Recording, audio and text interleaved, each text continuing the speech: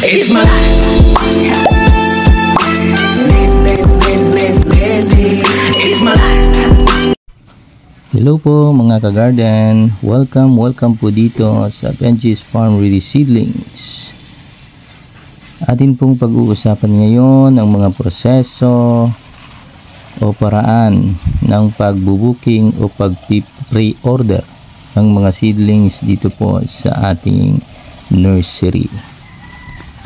So una po, step 1 ho natin ay mag-inquire through Messenger, Facebook, or text. Pwede ho kayong tumawag or personally pumunta ho dito sa ating nursery. Located lang po dito sa Zone 3, Barangay Pandan, Dingle, Iloilo. Hanapin lang po ang aking pangalan, Char. Sa pag-inquire po, sabihin po muna kung ano yung seedlings na kailangan nyo or anong uri ng vegetables ang inyong gustong itanim, at baka po mayroon tayong bakante o available na wala pa pong may-ari. Kasi po mostly yung atin pong nasosowing na mga seedlings ay meron na pong nagpapabook nun or meron na pong may-ari nun bago po natin siya isowing. And actually hindi na ho namin mababawasan o may bibigay pa yun sa iba, kasi nga po first rule ho natin, once na final na po yung inyong booking ay meron ho tayong down payment. Okay, so step 2, pagka after inquiry po ninyo, step 2 po ay ifa-finalize ho natin kung ilang tray ang inyong kailangan na seedlings. Kasi nga po halimbawa na-identify na ninyo na talong po ang inyong seedlings na kailangan. So step 2 po doon, ifa-finalize ho natin kung ilang tray ang inyo pong kailangan, saan po ito i-deliver, at kailan po ninyo kailangan. Yun po ang ating step 2. Once na po na ma-finalize ho, pati na ho doon yung i-arrange na ho natin doon sa step 3 yung kanyang presyuhan.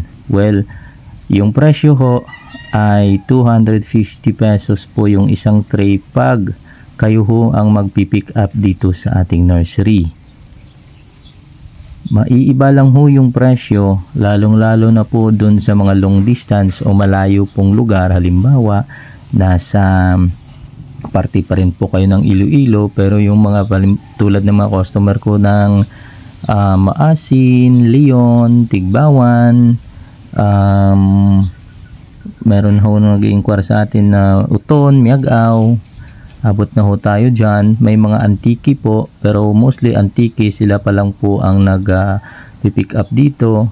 Meron din hong area ng Capiz at may nag-i-inquire din po sa area ng Kalibo o Aklan.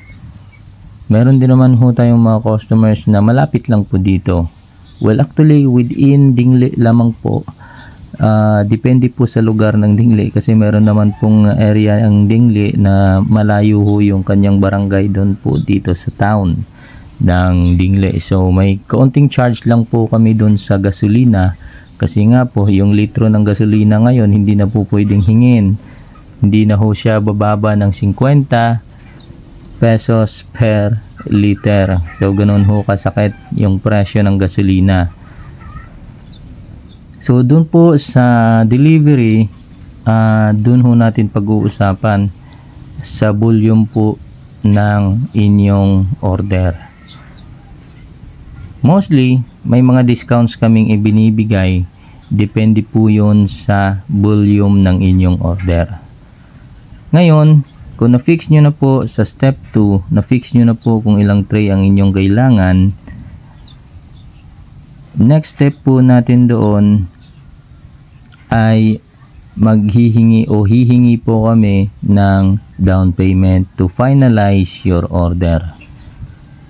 Sabi nga natin, o sabi ko nga kanina, yung ibang seedlings tulad hong nakikita ninyo ay nakabook na po yan.